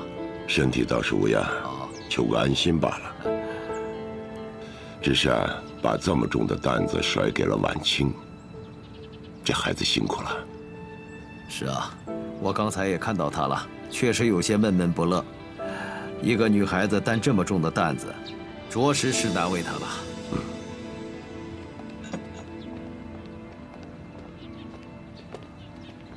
光耀兄，恭贺乔迁之喜啊！多谢谭司令。谭司令，我们光耀今天可是双喜临门呢。哦，还有什么喜事啊？说出来让我听听，我也沾沾喜气儿。那我就不瞒谭司令了，父亲要替我向穆家求亲。啊？这么突然啊？谭司令到时候记得，一定要来喝我和婉清的喜酒啊！啊，好，那我先跟徐督军打个招呼。里面请。好。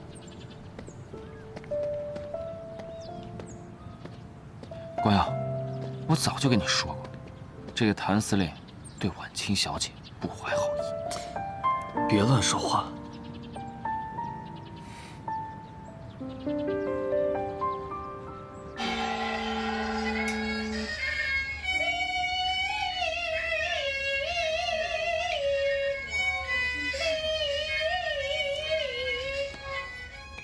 穆公，早就听说你是这沪上有名的票友。哎，怎么样？一会儿和蓝老板合作一出《龙凤呈祥》如何？你听我这嗓子，今天就不在督军府丢丑了。蓝老板的《龙凤呈祥》可谓一绝，今天唱也是为了讨个好的彩头。光耀今年虚岁25，去年在陆军总部当了1年的参谋。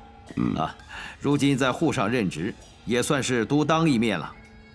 不过这一个人过日子总不是个事情，我想是该给他讨一门亲事了。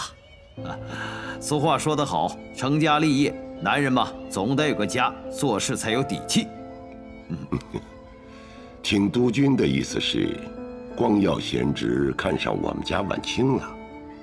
哈哈哈哈哈！婉清这孩子得体大方，又跟光耀做过秘书，两人情投意合，很是般配。哈哈哈哈！是啊，婉清和光耀从小便相识，青梅竹马。光耀呢，又是这样的人品才华，能够有光耀帮衬，我放心了。哈哈，好。爸，我这才刚接手穆家的生意，千头万绪的，而且沙场还在亏损，我实在无心考虑婚事。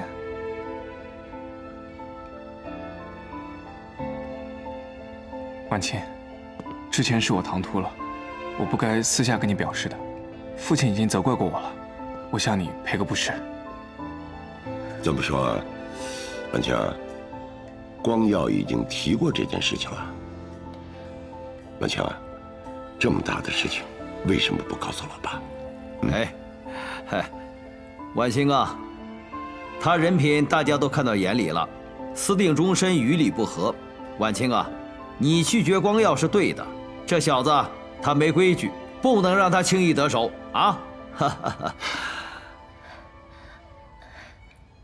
徐伯伯，爸，我之前拒绝光耀哥呢，倒不是因为唐突。之前穆家舞会，我们把联姻的事情暂时搁置下来，是因为当时战事紧急，我们怕有损督军府的名誉。但是现在这南方的战事更紧了，如果重提婚事，只怕会遭人诟病啊。哎，不，我倒不这么认为，我倒认为恰恰是缘分到了。如果当时那个事情成了，光耀就错过你这个真正的穆家小姐了。哈哈哈，这是命中注定，你们俩要成就一段姻缘。这只怕有人嚼舌根，说督军府不打理军事。呵呵，怎么会呢？时局不稳，徐穆两家更应该相互帮衬。穆公啊，你看这小两口真是一对璧人。嗯，哈哈哈哈。是，督军啊，我就这么一个女儿，能够得到督军府的垂青，是我女儿莫大的荣幸啊。穆公，你放心啊。今后婉清就是我督军府的少奶奶，凡事有督军府为她撑腰。哈哈哈！穆公，我看择日不如撞日，不如咱们趁热打铁，订婚仪式就安排在下月初8，那是个移婚嫁的黄道吉日。好，能够得到督军府的垂青，那也是我们家婉清的荣耀，听督军的安排。好，来，喝茶。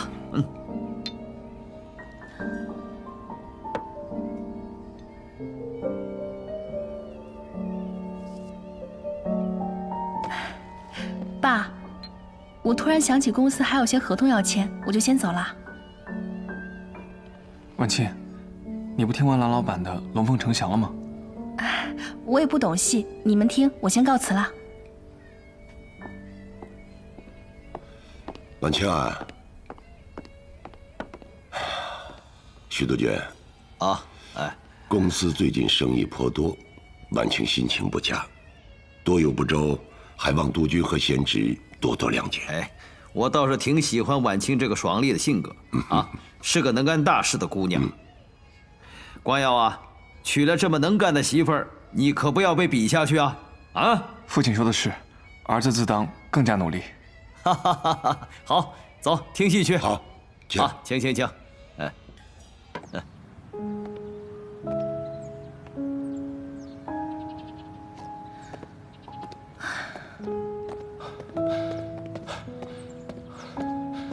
婉清，你都听到了吧？我一定要去跟爸爸说清楚。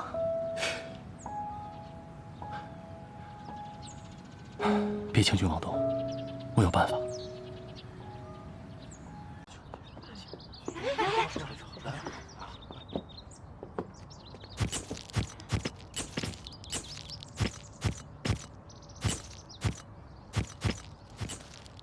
各位，我相信大家都看到了《火花报》的这篇报道。这篇报道上说，我和穆婉清小姐有不寻常的关系。众所周知，下个月初8就是穆婉清小姐和徐光耀先生的订婚仪式。这婚姻大事不能儿戏，本着对两位新人负责任的态度，我决定在穆婉清小姐出嫁之前，对这篇报道做2点澄清。第一，这篇报道用暧昧关系形容我和穆婉清小姐，实在是欲盖弥彰了。所以我今天决定在这儿宣布，穆婉清小姐是我要追求的人。虽然她还没有答应我，但是我相信精诚所至，金石为开。第二，我认为，即便穆婉清小姐和徐光耀先生已经有了婚约，但是在2人尚未订婚之前，我仍然有权利追求穆婉清小姐。所以，我宣布，从现在开始，距离他们的订婚仪式还有8天。如果我能在这8天的时间里打动穆婉清小姐的心，那么徐光耀先生就要祝福我。如果我没有做到，我也会祝福他们。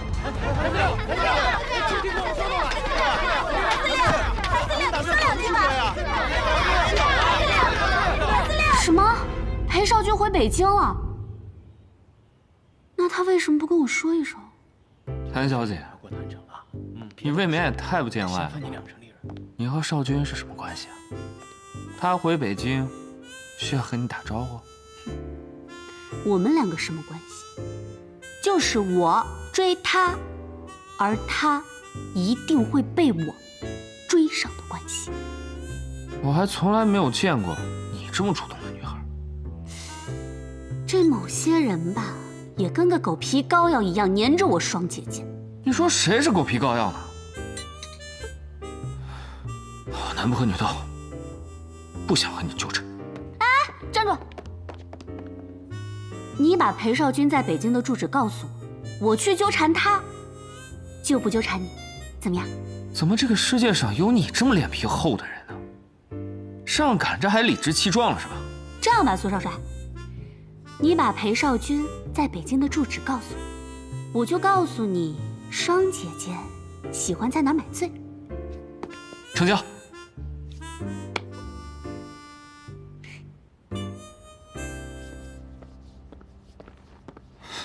谭玄林怎么说的？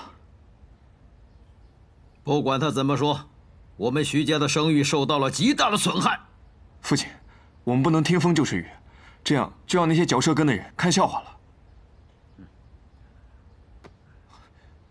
快说，他怎么澄清的？谭玄林没有澄清，而是公开追求穆小姐。他还说了，在订婚前的8天内，如果他能打动穆小姐的芳心，就请少帅把穆小姐让给他。你听到了吧？我早就说过了，空穴来风未必无因，他们早就暗中私通，只有你一个人蒙在鼓里。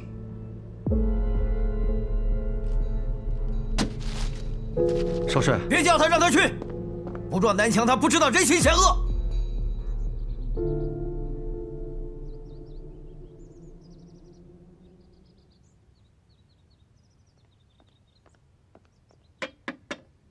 请进。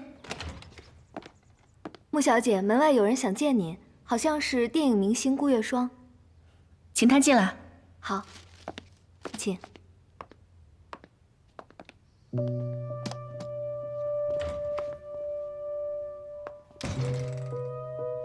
穆小姐，快坐，谢谢。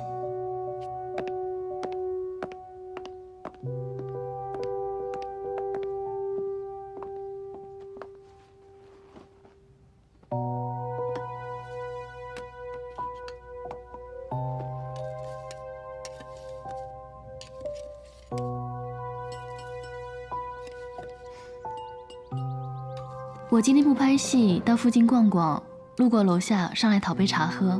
想必没有这么巧吧，顾小姐，我们有什么话就直说。什么都瞒不过你，那我就直说了。报纸我看了，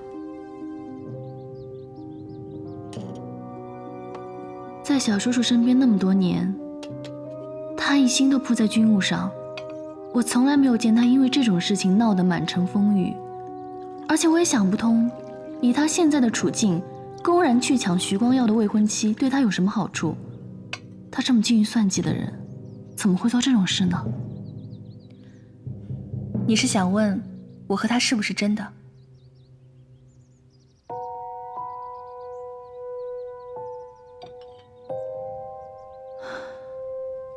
他这个人呢，打仗精明，但其实对女人没有什么经验。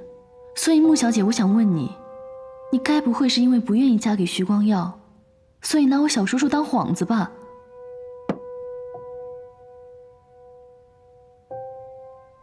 你在他身边这么多年，你还不了解他？他像是一个会被女人当幌子的傻瓜吗？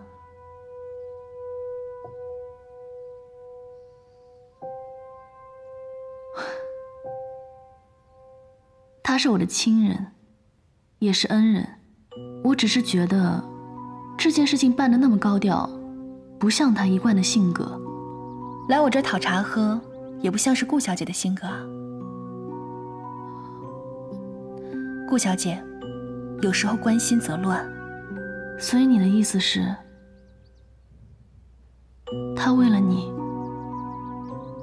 可以不顾一切，是吗？为了他，我也可以。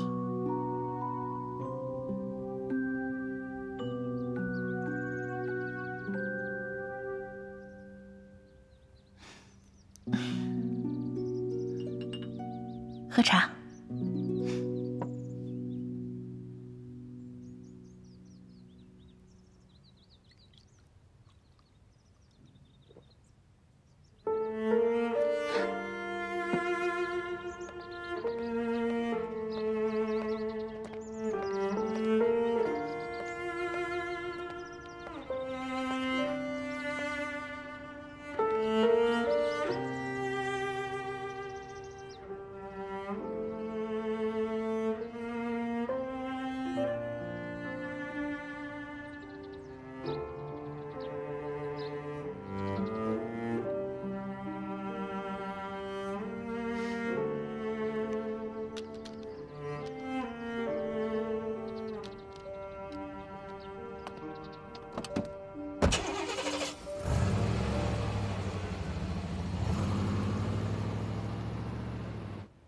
许多半，许多半。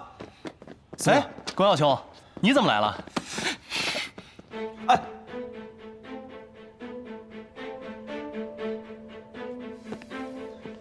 你凭什么这么对我？我对你一直坦诚相待，你凭什么用这种下流的手段对我？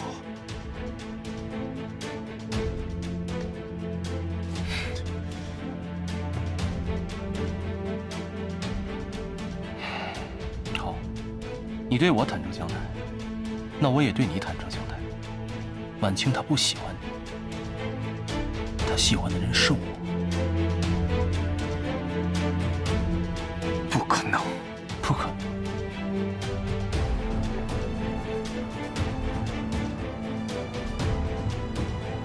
看见这个了吗？你跟婉清在办公室朝夕相对，你应该记得她脖子上戴的这个平安符。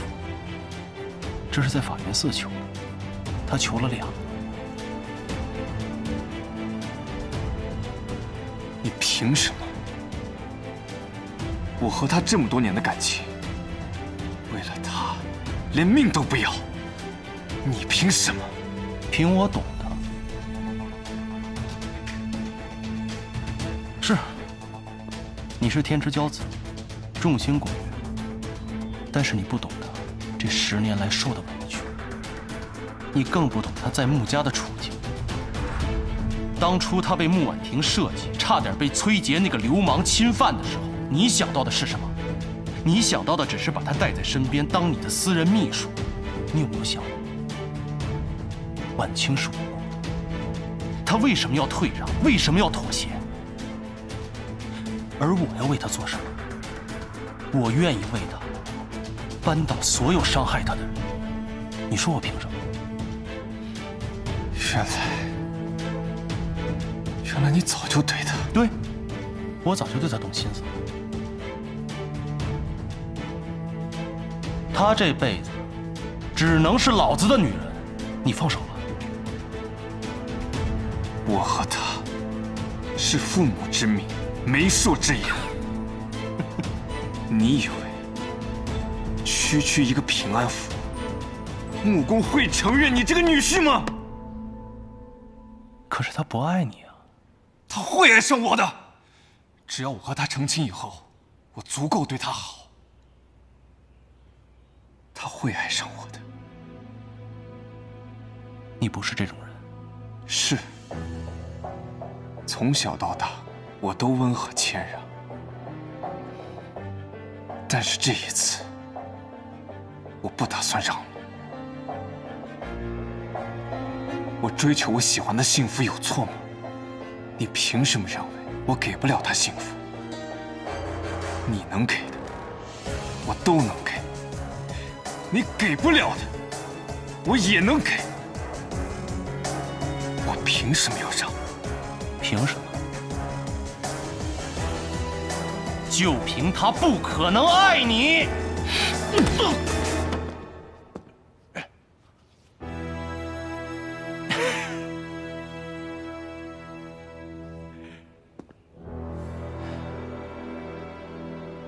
这一拳，我不还手，不是因为我理亏，因为你不知情。但我要告诉你，你这辈子只能是他哥哥，因为你们徐家欠他一个哥哥。你什么意思？你跟我去个地方你就知道了。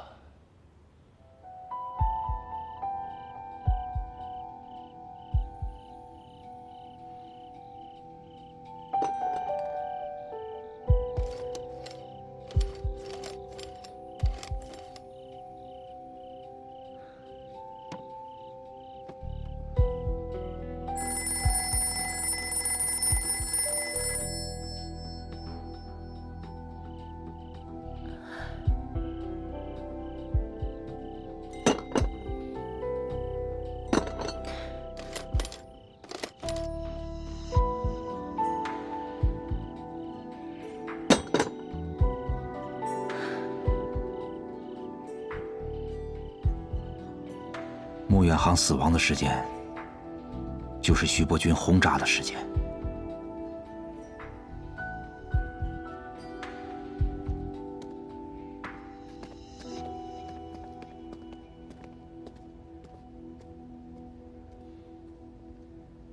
光耀兄，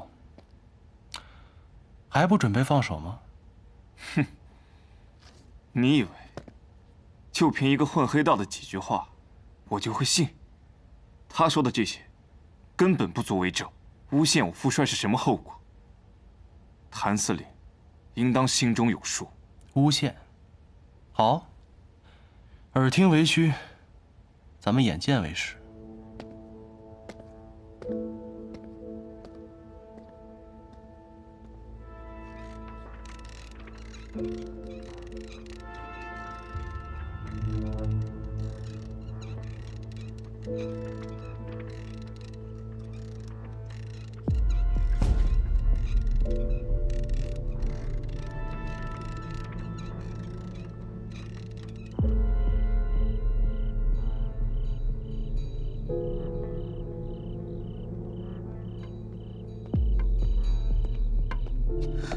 爸，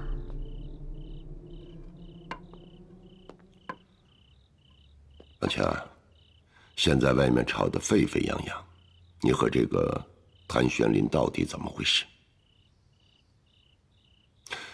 他说要和光耀公开竞争，竞争什么？实话告诉爸爸，你和他到底什么关系？他是不是纠缠你了？如果是，我去找他，让他给你道歉。他没有纠缠我。哦。我喜欢他，他也喜欢我。你喜欢他？爸爸一直以为你喜欢光耀啊。我一直把光耀当哥哥，我喜欢的是玄林。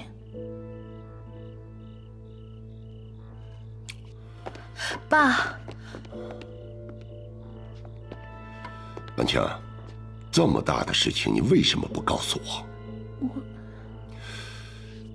你和光耀马上就要订婚了，你这不让我骑虎难下吗？督军府颜面不保，我们穆家的声誉也不保啊。我一直在想借口拒绝这门婚事，但是徐督军执意要订婚，我就想私下再和您说。万强，你说，你做生意是那么的精明，可自己的终身大事却这么的糊涂。你说，他得罪了督军府，徐督军能放过他吗？所以谭玄林才马上召开记者会啊，他就是想保护我，想保护穆家。倒是一个有情有义的人。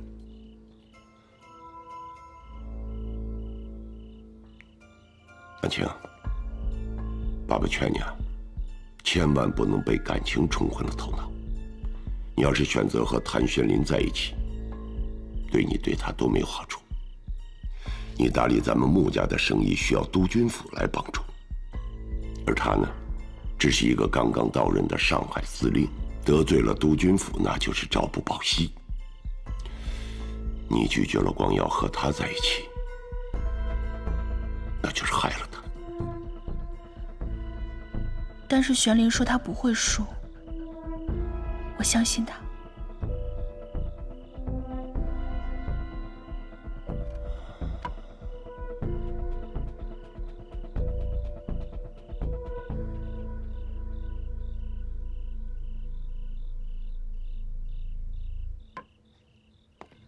爸。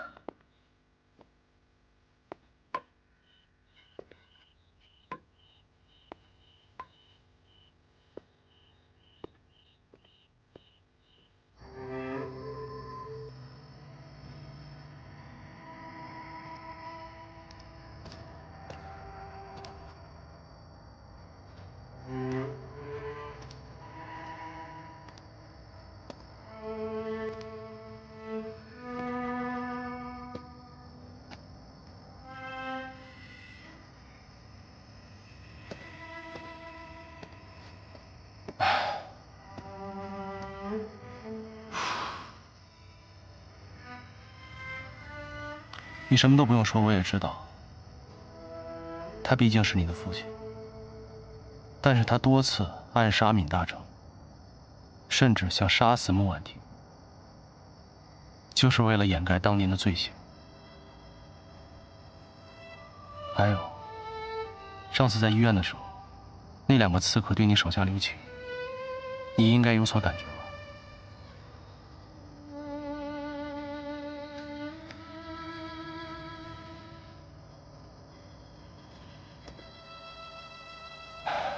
令尊是什么样的人，我想你心里应该很清楚。如果你想保住婉清的命，就不要把你听到的、看到的告诉任何人，尤其是你的父亲。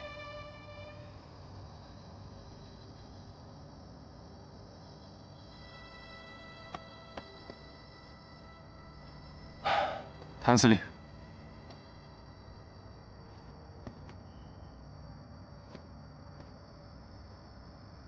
我有个问题想问你。说。你真的爱他吗？爱。有多爱？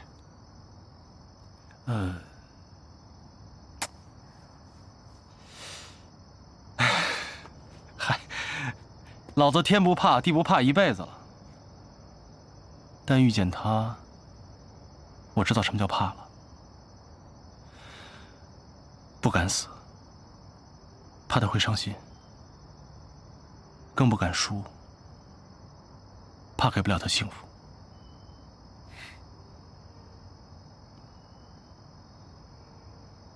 记住你今天说的，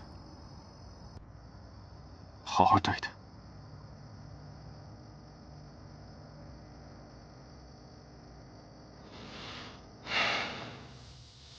光耀兄，放心，我愿意为他挡住所有的黑暗，更愿意为他在黑暗中找到最后一丝光明。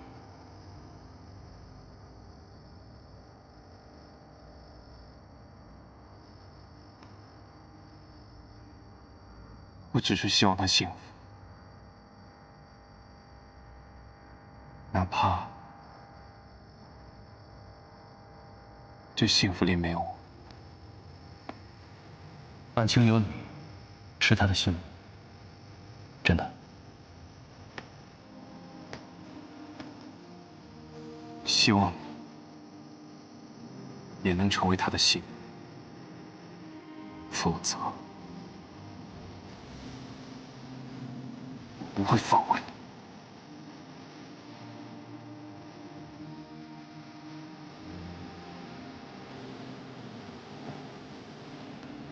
我该走了。我想跟他告别。好。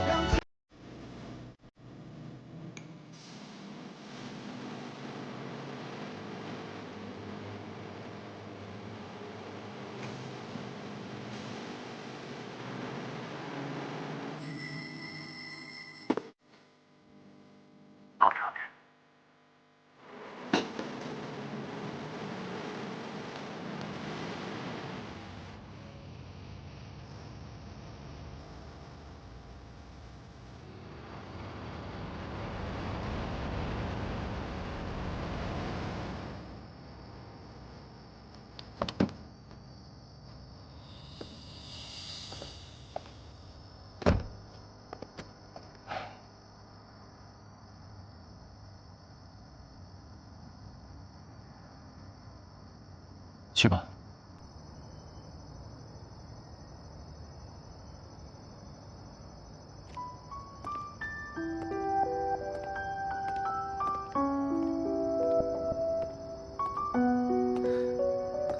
光耀哥，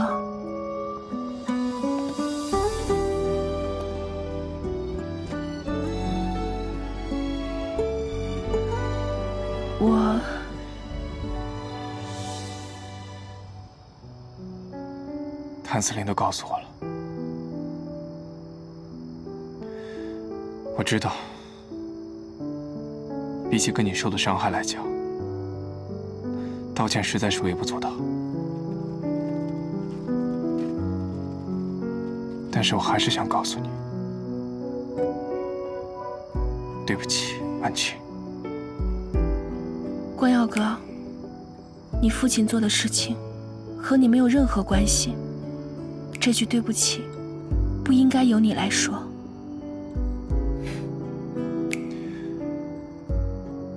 你还愿意叫我一声哥哥，我很高兴。你别这么说，你的好，值得所有人的仰慕和喜欢。能被你当作妹妹一样疼爱，是我这一辈子的福气。谢谢你。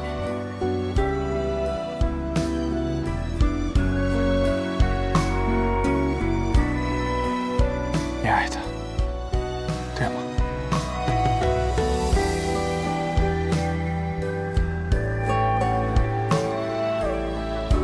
那我祝福你。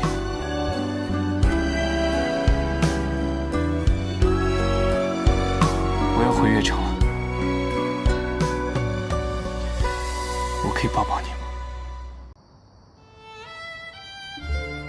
总不能让我白等这10年吧。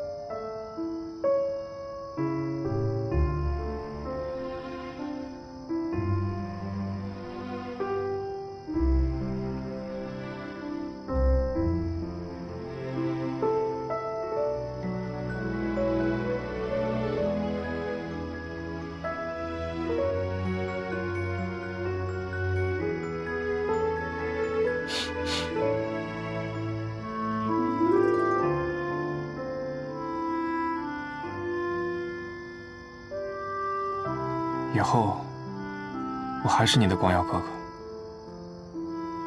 只要你需要我，我都会一直在你身边。谢谢。再见，婉清。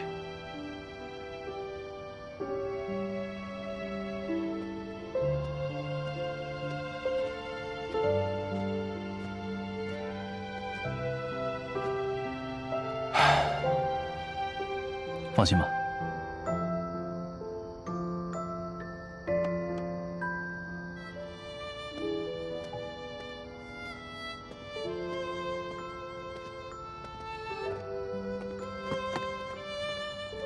没事吧？